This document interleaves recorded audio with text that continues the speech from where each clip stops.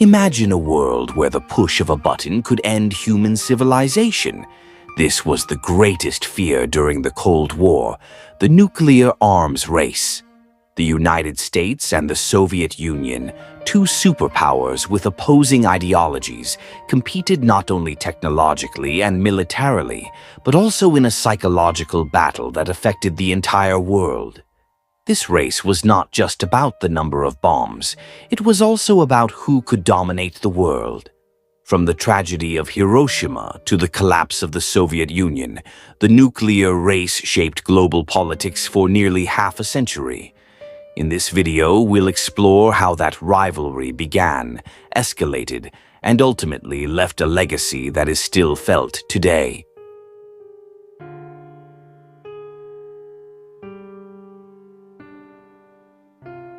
It all began in 1945, when the United States dropped the first atomic bombs on Hiroshima and Nagasaki.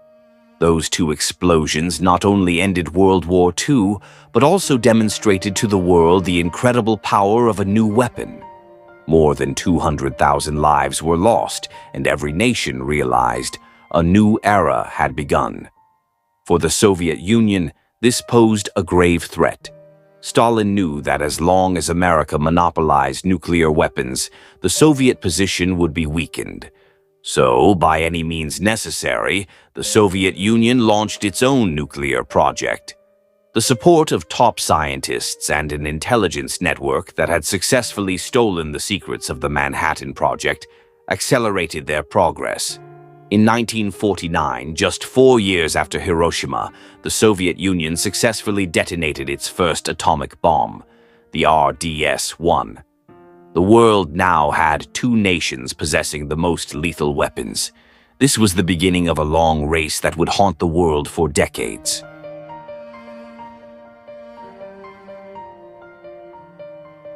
With both countries possessing atomic bombs, the question became, who could build a more powerful weapon? The answer came in the form of the hydrogen bomb.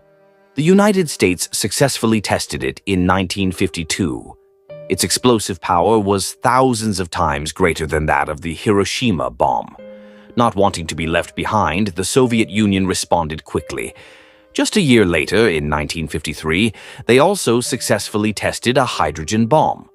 The competition was no longer about possessing nuclear weapons, but about who could produce the largest and most terrifying bomb. The culmination of this competition was the detonation of the Tsar Bomba in 1961. The Soviet Union detonated the largest hydrogen bomb ever built, with a yield of 50 megatons, 3,000 times more powerful than the Hiroshima bomb. A giant mushroom cloud rose 60 kilometers high.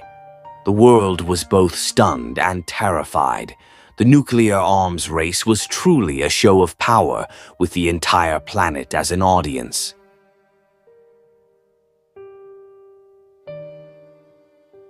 However, this race wasn't just about testing in the desert or the Arctic Ocean.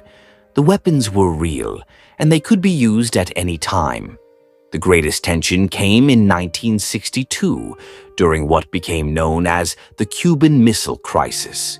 The Soviet Union, led by Nikita Khrushchev, secretly placed nuclear missiles in Cuba, just 145 kilometers from the coast of the United States. Upon revelation, President John F. Kennedy immediately declared a naval blockade and demanded the missiles be removed. For 13 days, the world held its breath. Warships, fighter jets, and nuclear missiles were on alert. Many believed this was the moment of imminent nuclear apocalypse. Eventually, the crisis subsided after the Soviet Union agreed to withdraw its missiles from Cuba, while the United States secretly withdrew its missiles from Turkey. The world survived, but the fear left a deep scar. Nuclear war could truly break out at any moment.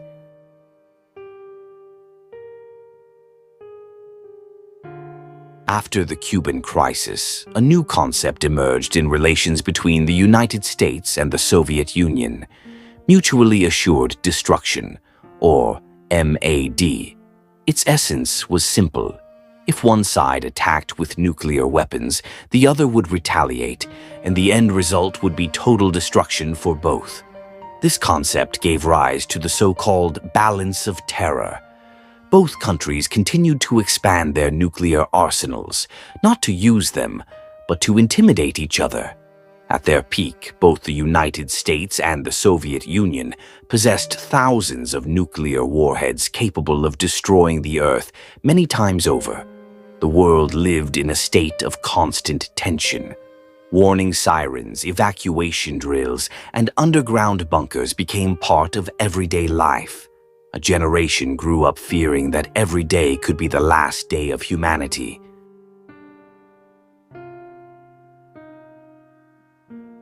In the 1970s and 1980s, awareness of the nuclear threat led both countries to sign several arms control treaties, such as SALT, Strategic Arms Limitation Talks, and START, Strategic Arms Reduction Treaty. Although the arms race continued, there was little hope that a nuclear apocalypse could be avoided.